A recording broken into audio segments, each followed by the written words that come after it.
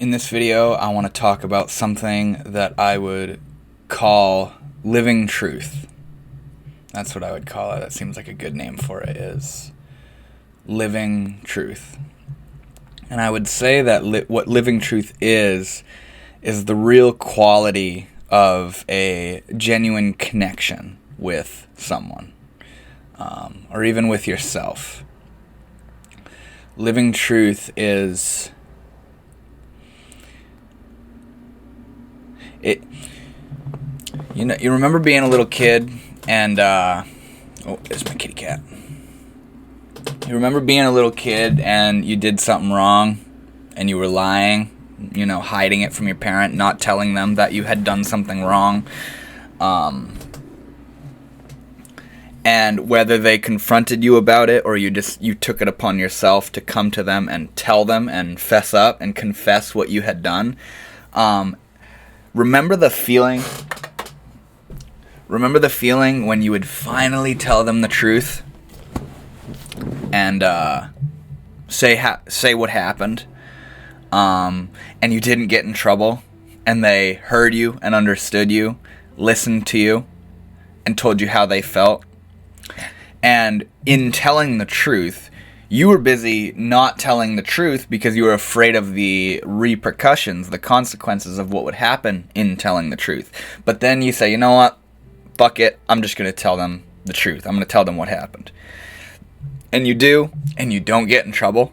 And there's a feeling within that of deep joy, deep love, surrender, connection, The feeling of it's a refreshing, rejuvenating feeling where you're okay. You're not in trouble. You can tell me how you feel.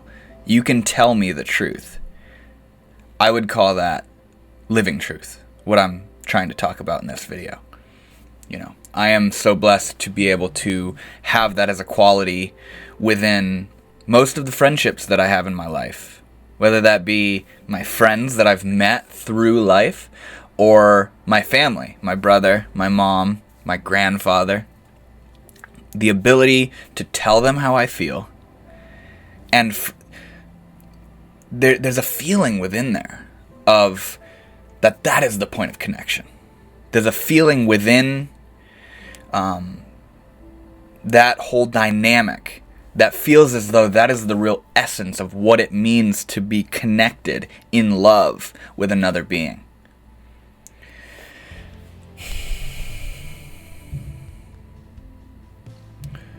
Say there's a big problem going on between you and someone else, someone who you care about, someone who you love. There's a big problem going on. And you've been holding it back, not telling them how you feel, walking on eggshells, not stepping up to the plate. Because, like I was saying earlier, you're afraid of the repercussions. You're afraid of what's going to happen, where it's going to go, what they'll think of you. You're afraid of hurting them. You're afraid of getting hurt, being rejected, being misunderstood, whatever it is. It's called avoiding conflict, and many of us do it. You know what I mean? We use language to say the statement, avoiding conflict.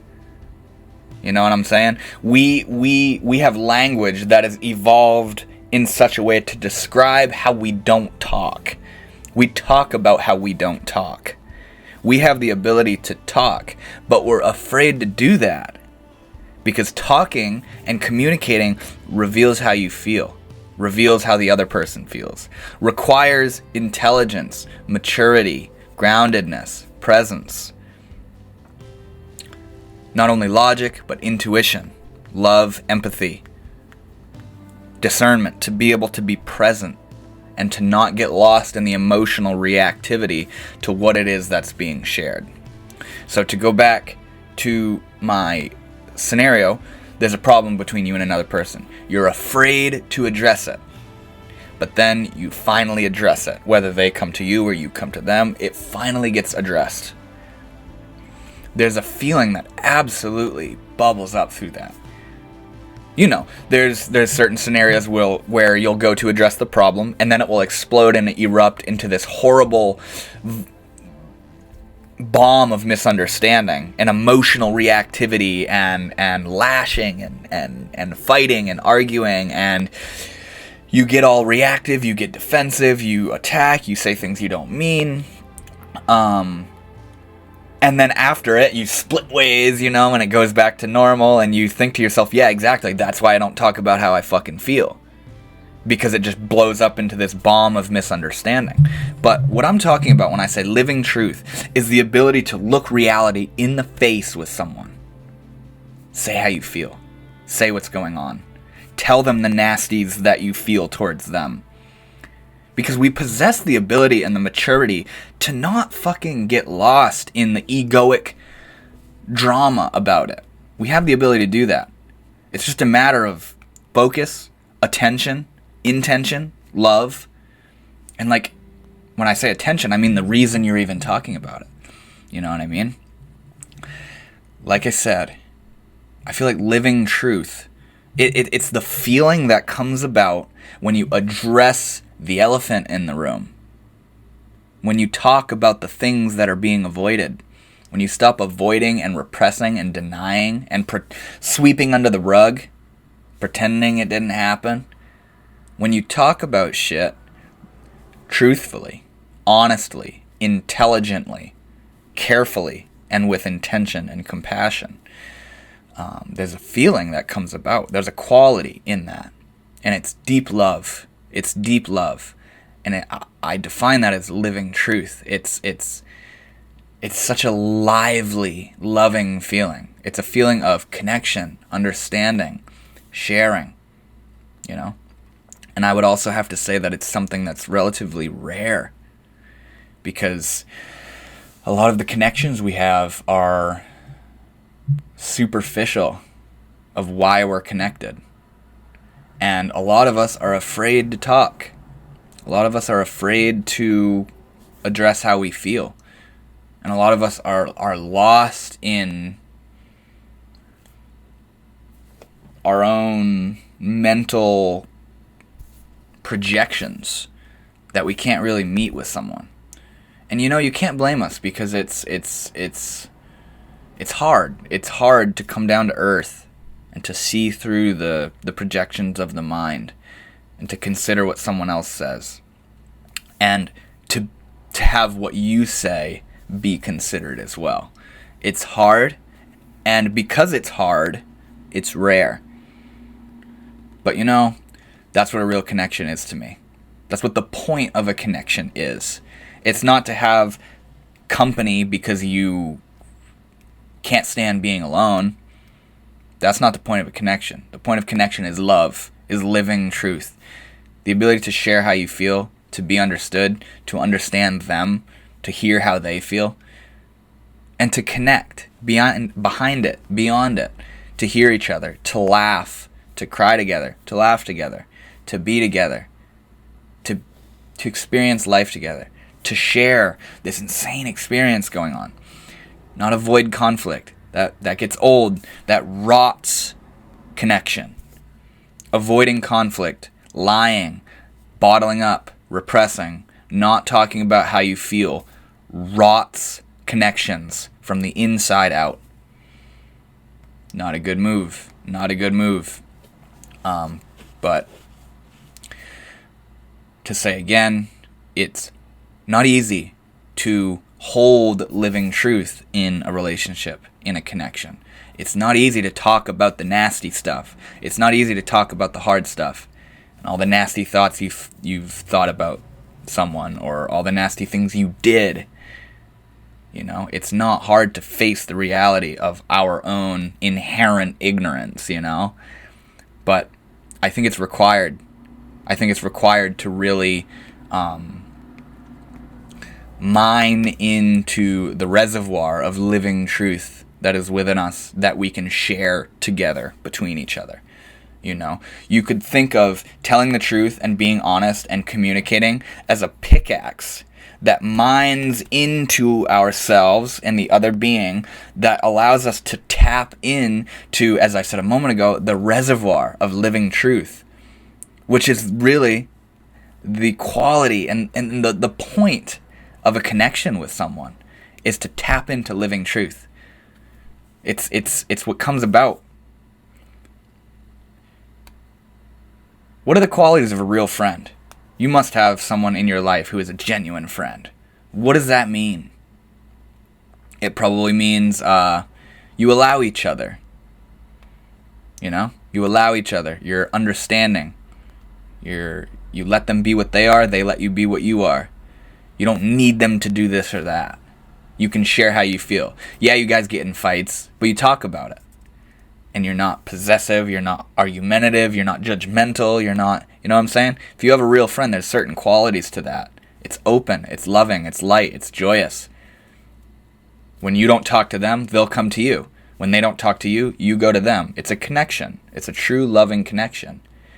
And there's certain qualities to that.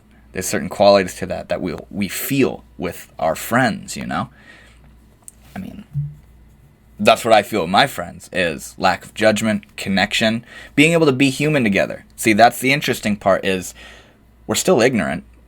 We're still argumentative, judgmental, selfish, arrogant, egoic, bitchy, whatever it is in the given moment. We're still human, but we allow that. We allow that. We don't pretend we're perfect. We don't act like there's not a problem. When there's a problem, we talk about it. We address it. And see, this is something I was actually just talking to my brother about recently, who is someone who I experience living truth with in my life. There's not a lot of bullshit to talk about between me and my brother as far as problematic stuff, because we've talked about it all. And when a problematic thing arises, we talk about it. So there's not this stewing mess of bullshit that needs to be brought to light. You know what I'm saying? Usually how this kind of stuff goes is so much stuff happens over years and years and years, decades even, between you and another person, and you just have this absolute parasitic toxicity within you of memories and thoughts and perspectives and feelings, like charged energetic feelings, and then one little thing happens and you absolutely explode on this person. And the one little thing that happens is just a minor, subtle, negligible thing, but because it touched something in you, you unravel on this person. You explode on this person. You let out all this shit. And then they get defensive because they've just absolutely been made out to be nothing, unimportant, horrible person, and they get mad, reactive, and they let out all their shit because they're doing the same thing. And what it is that you guys are doing is what you could call avoiding conflict, trying to keep it nice. Ram Dass, who is someone I love and honor so much, said, you can't afford to keep it nice. We can't afford to keep things nice. It's nice when things are nice, obviously, that's what nice is, but at the end of the day, we can't afford to keep shit nice. We need to talk about the gritties, the nasties, you know? My mom calls it the crispies, the nasty little, the nonsense, the conflict, the problems, the judgment. We can't afford to not talk about that shit. You know what I mean? We can't afford to hide ourselves from each other. It's not how connection works. And some of us try to live as though that's how a connection is just nice, no problems, perfect, beautiful, awesome all the time. But in my experience, that's not how it works. And see, I don't have a great deal of friends, not only because I'm not a super social person, but because what I consider a friend to be, honestly, like, requires the ability to share ourselves. I don't get friends because we both like hiking, or we both like this sport, or we both like whatever, you know. That's not really the basis of why I have a friend, you know what I'm saying? A friend to me is, we can be completely different, but we have the ability to share. We have the ability to be honest with each other. You know, and the interesting thing is that there's a reason we're friends. There's a reason we're mingling together, you know what I mean? But yeah, it's far out. It's far out. Living truth. It's the feeling of connection, of understanding, being mutual understanding, you know, being able to face the reality of you and this person's situation, to talk about how you feel, to not have to hide how you feel. The term walking on eggshells, you all know the feeling. That's in regard to you have a problem with someone, but you don't want them to know that, so you, oh, hi, how are you? Everything's perfect. I'm not scared of you. Yeah, it's okay. You have a problem with someone, but you're afraid to tell them about it because they're going to fucking blow up on you. That's walking on eggshells. That's not good. Walking on eggshells means avoiding conflict. Imagine being someone that makes someone walk on eggshells. Do you really want to feel like that? Do you really want to be that kind of person? That anytime someone tells you something even remotely problematic about you and their connection, you fucking explode on them. So now they're afraid to be themselves. They're afraid to tell you how they feel. And the connection begins to rot and die because there's not living truth. Living truth requires a lot. So that's kind of the reason as to why lots of relationships and connections die, is because there is not living truth. There's a stagnancy. There's a dam in the river of life, you could say. You know?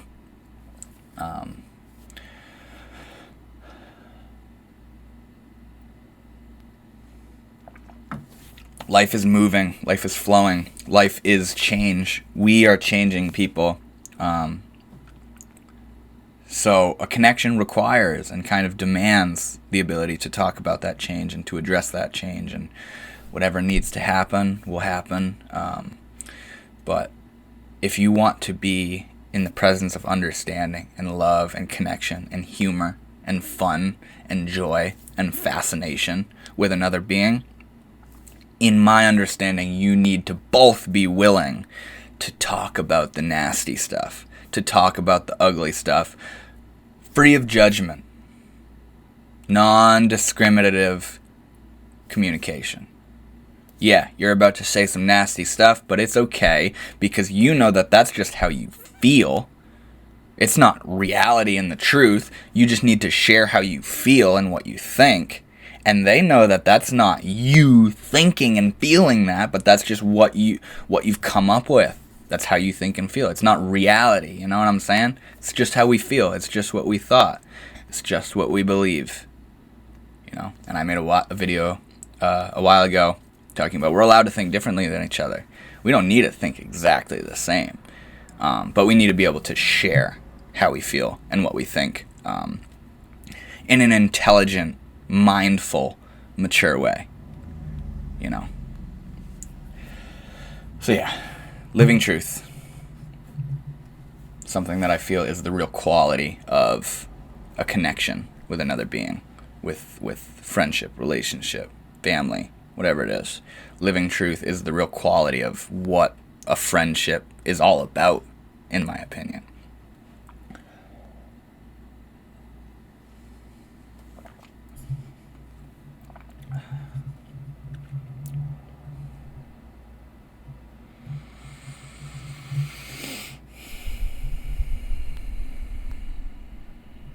Yeah, thank you guys so much for watching. I hope you felt the vibe, and I'll see you later. Namaste.